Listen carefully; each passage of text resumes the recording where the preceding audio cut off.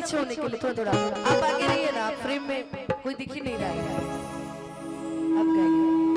होती बहुत फगुनी बयरिया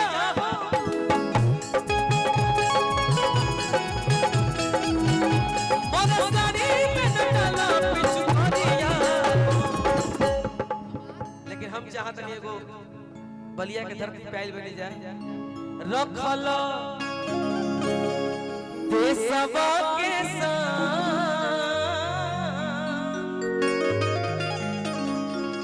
धन धन देश के जवानवा रखल देशवा के रखल देशवा के रखल देशवा के सान हमार धन धन देश के। इसके बाद दो चार गो रिकॉर्डिंग हो जाए, प्रोग्राम कबे से चल रहा है। रखल देशवा के